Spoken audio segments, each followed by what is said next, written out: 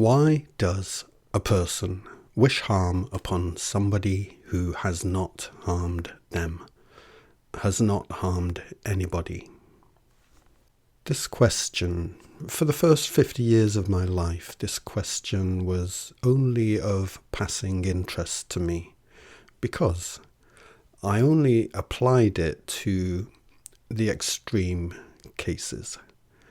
Serial killers, dictators, professional criminals, government, the ultra-rich, and what have you. You know, the baddies. I only applied this question to the so-called baddies, and it was only a question of passing interest to me because it seemed to me that so long as I keep my own life free from such bad people, it need only be a question of academic interest to me personally. I'm even older than 50 now, and this question has grown in size and immediacy for me. Why does a person wish harm upon somebody who has not harmed them, has not harmed anybody? What age and experience and paying even more attention than I did before has brought my attention to is the crucial significance of this question for every single living human being that wishes to live coherently, that wishes to be coherent. And every living human being, every living being of any kind, wishes for what coherency brings, though few, if any, understand it this way. What matters to us, so many of us that I may as well just say all of us, is matter. What matters to us is matter, physical matter, the physical world, physical human beings, physical actions taken, physical consequences received, physical opportunities, physical threats. It's not our only concern in life, but the weight of it, the pressure of it, becomes so great for us, we can't help but prioritize it, see it as the overwhelmingly most important issue to be addressed on the moment-to-moment basis. What do I need to do to ensure that this happens? What do I need to do to ensure that that doesn't happen? What do I need to do to make sure I get this job? What do I need to do to make sure that he or she doesn't leave me? The world of the physical impresses us, both with how much pleasure it can bring and how much pain, how much beauty and how much horror. And nothing impresses us more than the extremities of these qualities. So when I ask the question, why does a person wish harm upon somebody who has not harmed them, has not harmed anybody, our thoughts are likely to go in the direction of those kinds of extremities, because the extremities of the physical are the most tangible, the most attention-grabbing. They seem the most important, the most significant, the most pressing. So focused are we on that which is conspicuously tangible, so conspicuously attention-grabbing, that by comparison, that which is not so tangible can seem to be negligible, of little, if any, importance. And so, I walked the first 50 years of this life of mine not noticing, just flat out not suspecting, not recognizing, not allowing myself to consider or see just how many people smile to my face while privately wishing to see me suffer, wishing to hear about my suffering, wishing to know that my suffering is happening, or at least on its way. People that not only have I not harmed, but people I actually like, people I have helped, supported, wished the best for, people I love.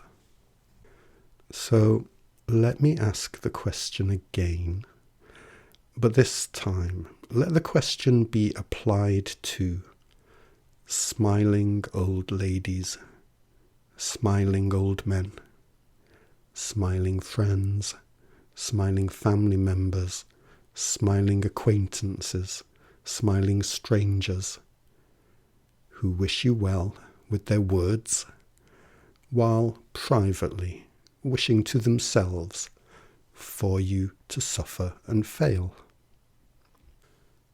Why does a person wish harm upon somebody who has not harmed them, has not harmed anybody? Does this question now feel less important, now that it is not so extreme, not so tangible? I suggest that in this new, less tangible context, the question becomes much, much, much more important. Yes, extremities are impressive and attention-grabbing. Having somebody walk up to you and start punching you in the face will seem a vastly more important event to you than knowing that somebody you thought likes you actually thinks malevolent thoughts about you. Here is the imbalance in our perceptions. Here is how we let ourselves down when it comes to assigning the priorities of importance in our life. Most tangible does not necessarily mean most important, most significant.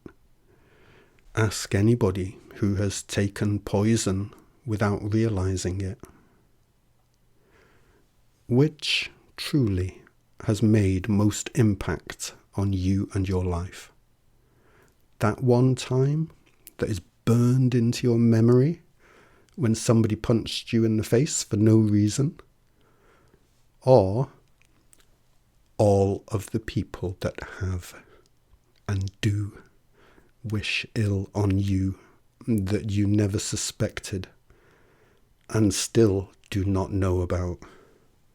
It is the latter that has had massively, massively, massively more impact on you and your life than the former.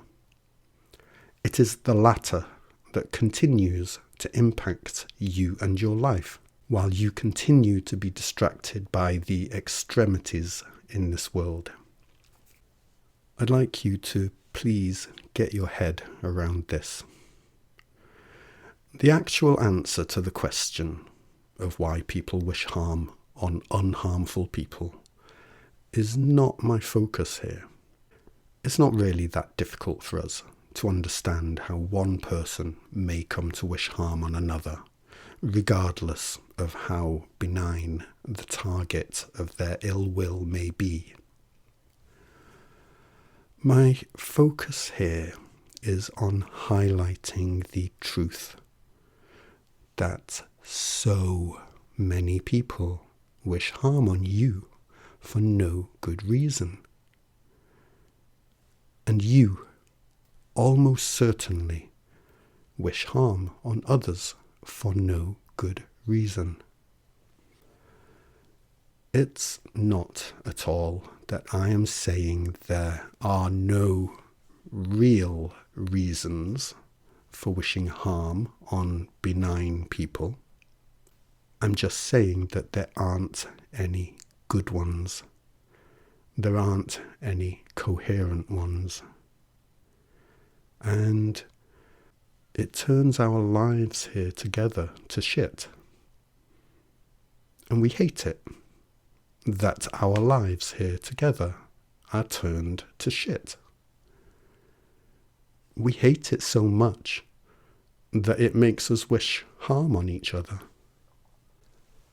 Some of you, of course, are simply not going to agree with me that it even is this way. I guess, for you right now, there's not much for me to do but wish you a good day. Just before you go, let me tell you that there are so many more people in your life that do know exactly what I'm talking about than you suspect. But I do sincerely wish you a good day. Perhaps the majority of you listening are going to be in some level of agreement with me, if you've already made it this far. And you may shrug and say, yeah, it's an insoluble problem. Well done for noticing finally, but noticing it doesn't change anything. It doesn't fix it. Yeah, fixing humanity. That would be something of a tall order. For an individual man like me, it would. It seems to us that the problems of humanity are caused by government and the ultra-rich. Government and the ultra-rich themselves believe that government and the ultra-rich cause all of our greatest problems. But look, let's say that there are 8 billion people here in this world. You may think it reasonable to assume that us having something like 1% of those 8 billion people possessing something like 99% of the financial wealth and being greedy and controlling about it is far and away a greater problem than 8 billion people privately wishing ill on others in the most petty of ways. Pretty much everybody here who does think about such things will believe that the small number of elite provide us with a big problem, a huge and intractable problem, while the 8 billion private ill-wishers is a petty problem, an incidental problem, an unfortunate symptom of the bigger problem. Do you have any idea what effect it would have on us and the world to have 8 billion people here simply wishing the best for each other? I put it to you that if we did actually have 8 billion people here who do not wish ill on others for no good reason, then we would no longer have inhumane government, and we would no longer have anybody who was ultra rich while countless people die from poverty. And it's not because the day of the revolution would be here. It is only that 8 billion people genuinely giving a shit about each other, 8 billion people naturally taking care of each other, naturally feeding, sheltering and supporting each other. They barely even notice the withering away of inhumane government and ultra-elite. That simply occurs as an incidental side effect of collective healing. No need for armed revolution, no need for every deep state conspiracy in the world to be uncovered and publicly disclosed. No need for witch hunts and prison sentences.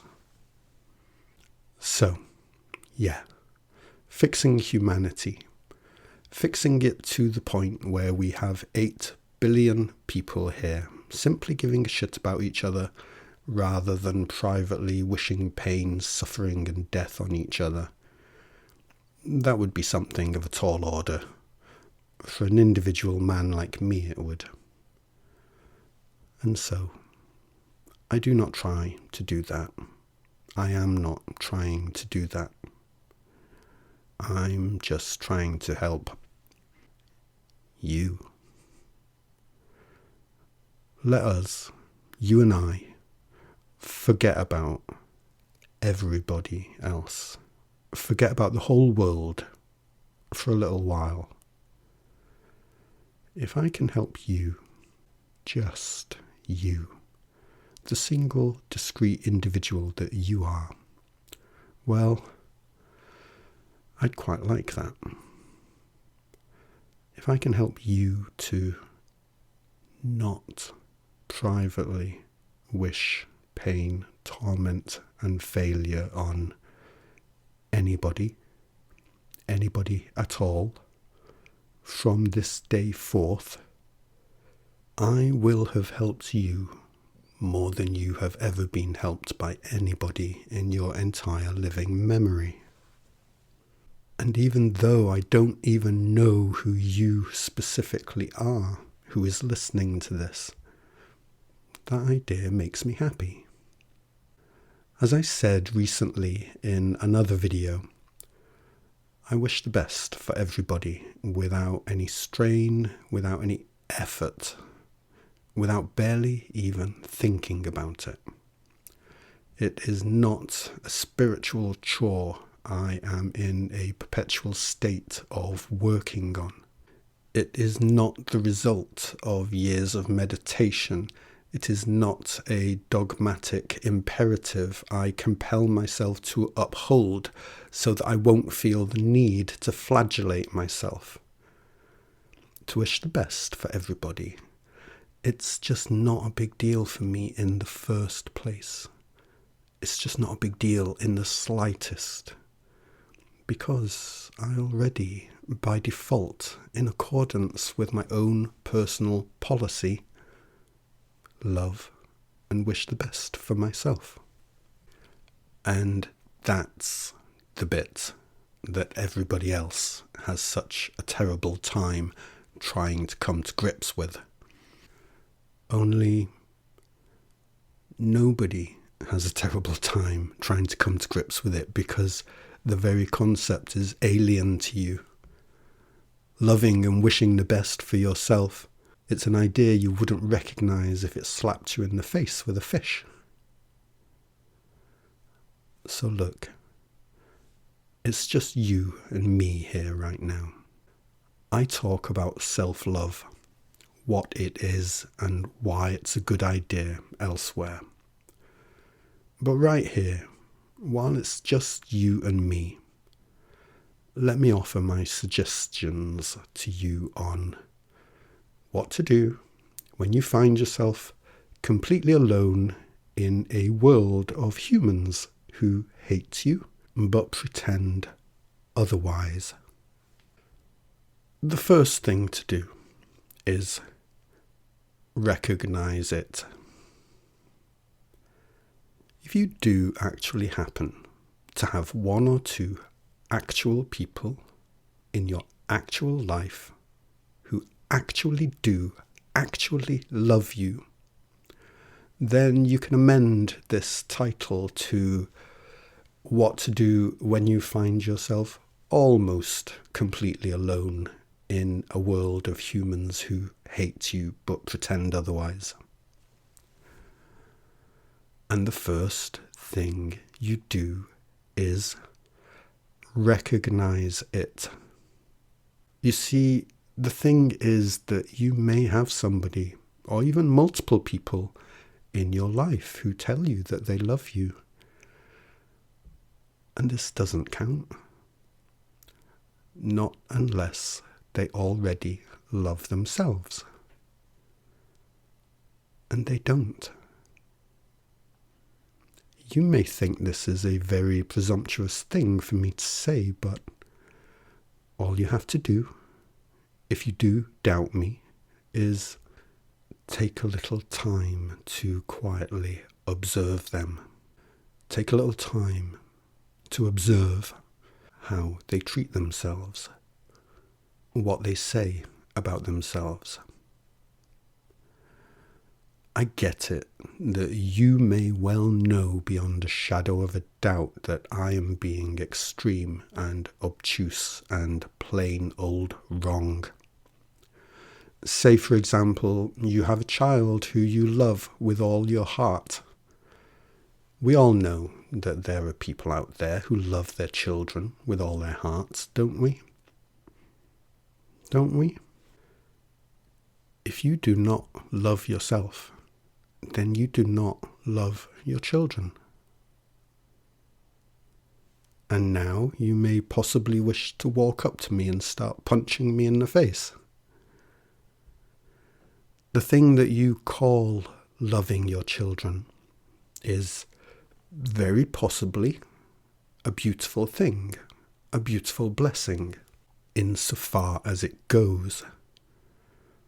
But if you do not love yourself, then the love you emit to your children is incomplete. You cannot help but infect your own children with that energy, no matter how you try not to. And this is not a loving thing to do. At best, you are trying your best, which is commendable. But if you are committed to believing you love your children with all your heart while not loving yourself with all your heart, then you are committed to being a liar. And this is endemic to human culture all around the world. It's not some hideous failing of yours. It's what we are all doing to ourselves and each other all around the world. No point in hating ourselves for it, because hating ourselves is the issue in the first place. It's just something to recognize, to be aware of, to admit to for oneself. So, when I say that the first thing for you to do about being alone in a world of people who hate you and pretend otherwise is recognize it, I'm saying you need to recognize it, both in yourself and everybody else. Just allow yourself to become aware of each time you are given the message by yourself, by people you are close to, by people you are not close to, people who know you and people who do not know you, people who govern you, people who write your entertainment for you, whoever, whatever, that you are not enough, not sufficient in the face of the world and its people around you to receive the good things, such as love and respect. Just allow yourself to notice this. Really notice it. Over and over and over. I'm not asking you to fight back against the message, fight back against the messenger. Only notice it. Only observe it. Observe the sheer amount of discouragement you receive whenever you show signs of actively loving yourself and pursuing your own desires. I'm suggesting you do this for yourself.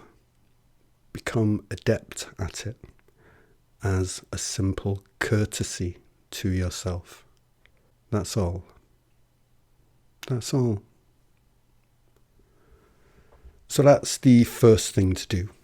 Increase your awareness. And I encourage you to really let yourself take your time on this first step. Next, once you do feel you have a good handle on noticing when you and the rest of the world are actively, but very often subtly, discouraging you, lying to you, hating on you, all I suggest is that you next compare these messages against the truth. And what truth would this be? The fundamental lie that lie culture tells us is that we are not enough. You are not enough. Not enough for what? You are not enough when it comes to securing your own satisfaction. This is what lie culture, our current human culture, tells us. The good things in life, the good experiences that we desire for ourselves, it's not that they are only for those who are very talented or very hardworking or just very lucky. It's that they are only for those who are very talented and very hardworking and very lucky.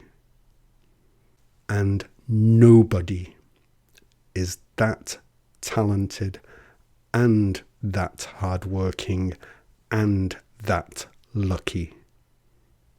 This is how lie culture sets it up for us. Good things do exist, but none of us are good enough to have them with any degree of reliability. So you had better start nursing your resentment towards your own existence at the earliest opportunity. To compare this deceitful message with the truth, well, one needs to know what that truth is first.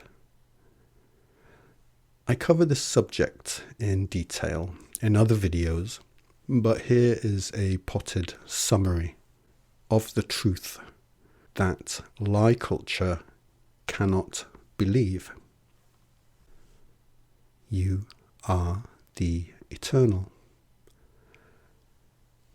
And this is not because of religious reasons.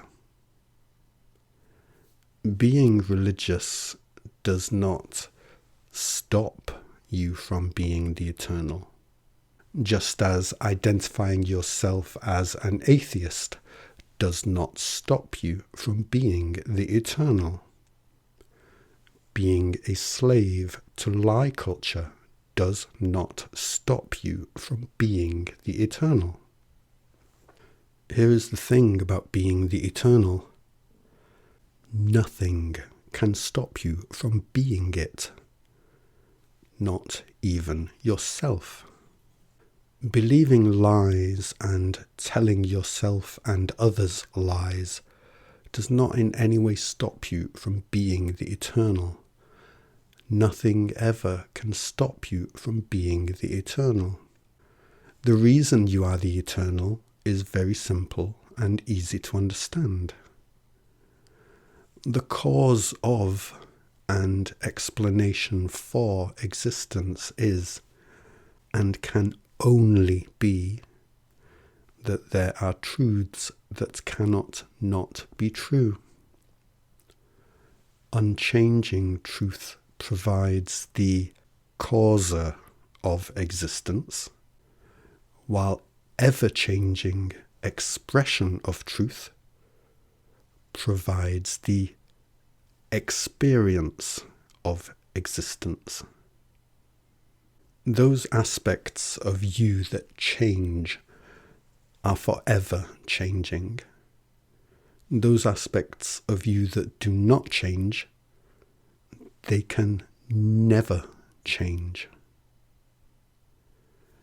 Being the eternal is neither a punishment or a reward.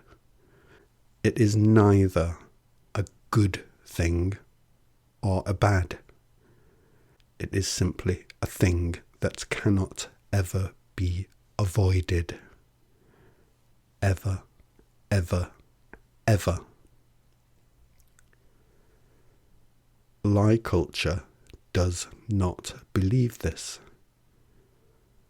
Lie culture is devastatingly wrong. And lie culture is what we live by.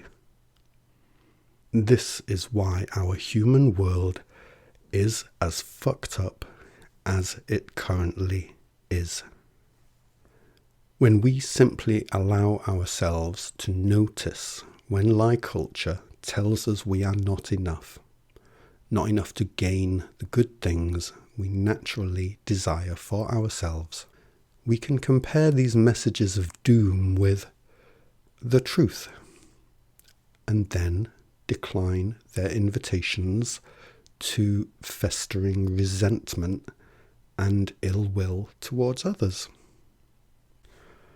So by this time, you have a clear and solid enough knowledge of the very simplest and most unbreakable of truths, those simple and unbreakable truths that lie culture flat out says no to.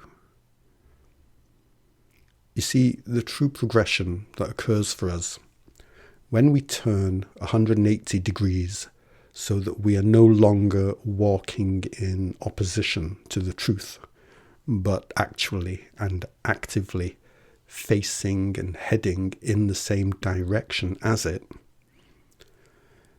Yes, the panorama that is laid out before us is still one big plate of mystery. But it is a mystery we are no longer fighting, but throwing our human arms open to and welcoming, sometimes running into it with great abandon. Occasionally. Not too often.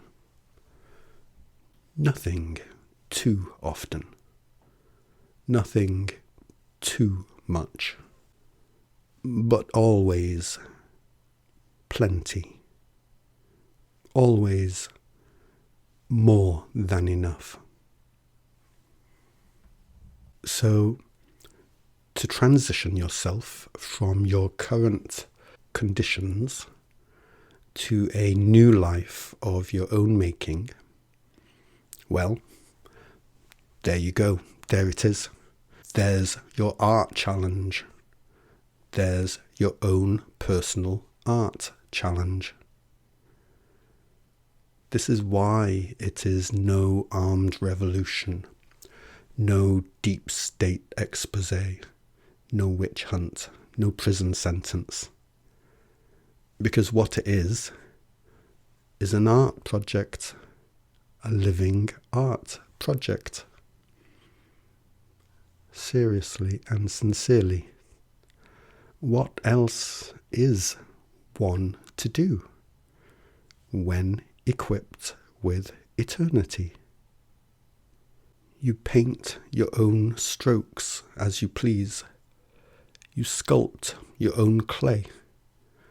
Build your own house, your own life, with the resources at your disposal, within the context of your life's living surroundings and environs. The changes you make will be changes that occur gradually because you are being discerning, respectfully attentive. And this does take time and care and patience. And what you are being discerning of is, what is it that my dear sweet self most desires for itself? And how may I show my dear sweet self just how much I am willing to be there for it, and seek to honour, support and love it with the simplest and sweetest of honesties, and who knows, perhaps with a dash of style and a flash of humour and grace on occasion. No pressure. The transition is towards viewing every single aspect of your experience as a living extension of yourself. The result of this is that you come to care about everybody and everything else. Not because you are duty bound to. You can care about everybody and everything else without feeling you have to take responsibility for everybody and everything else. It's okay. Your responsibility is always, flatly and squarely, your responsibility to your own self. It simply is. That is the nature of eternity. It's only that you can see, you simply know it, that everything and everyone you meet is some part of you, some mysterious part of you, some mysterious part of your greater and mysterious nature. We do very consciously and deliberately become utterly selfish. And it is absolutely fine, because we see all that is other as a straight out, absolutely literal extension of our own self. And what we wish for our own self, extended or otherwise, is goodness in all its many and varied forms. It's not at all a clever thing. It is only being sane. Again. Here's a funny thing about all of this.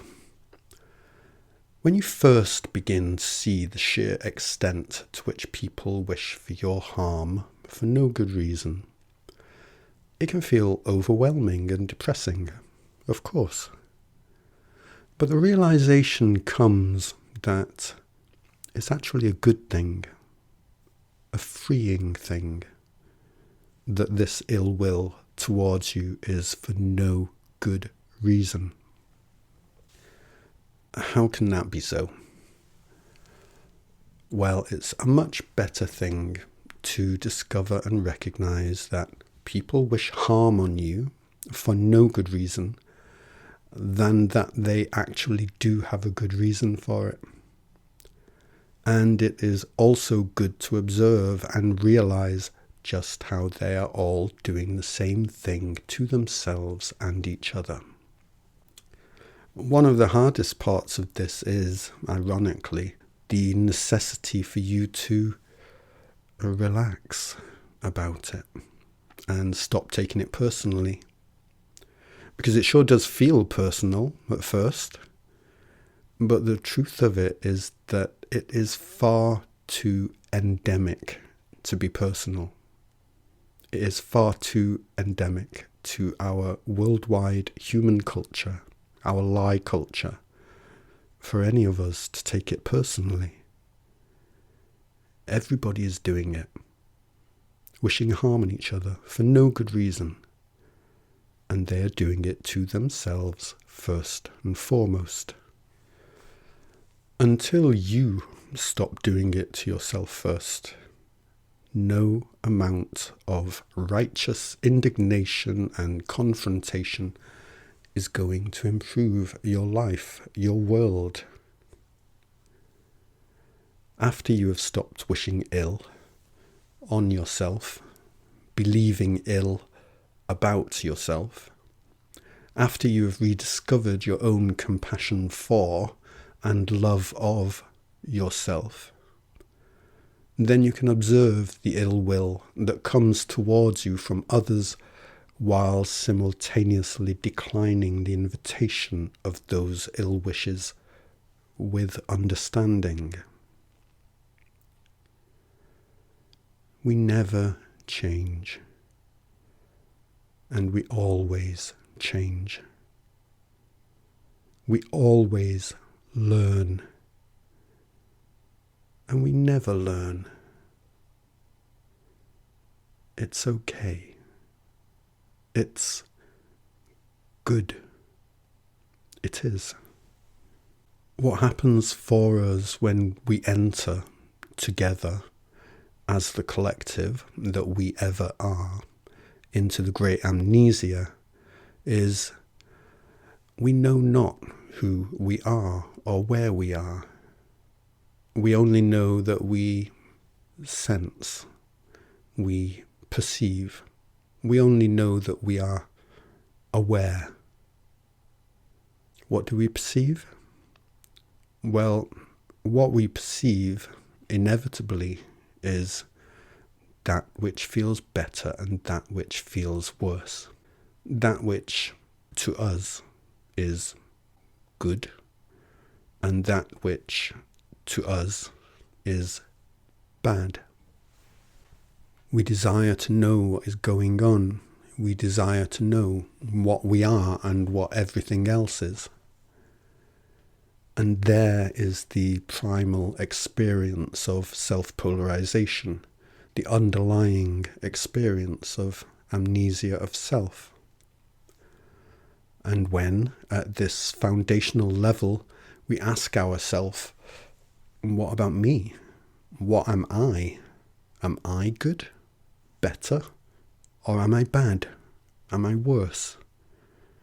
We ask it like this because they simply seem to be the only two options available.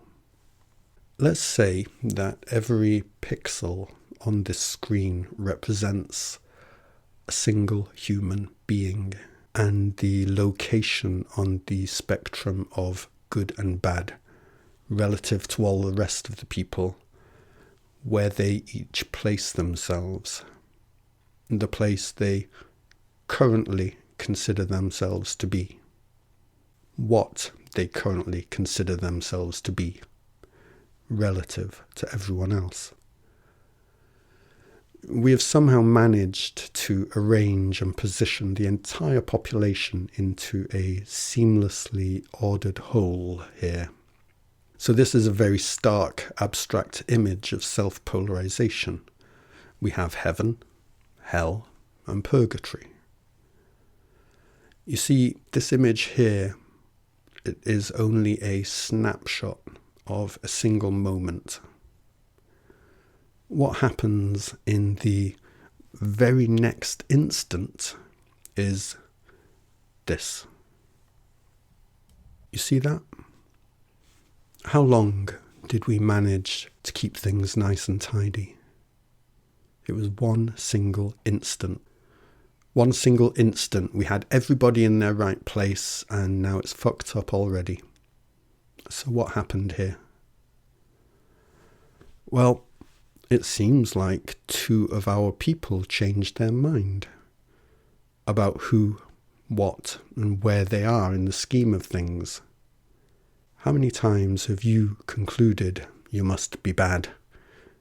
How many times have you concluded you must be good? Ah me, oh my. A terrible thing it is to be given only 3 options for what one can be: good, bad, or purgatory. God, the devil, or some pitiful minion. And we are made to understand that we aren't perfect enough to be either God or the devil. So pitiful minion it is, we guess.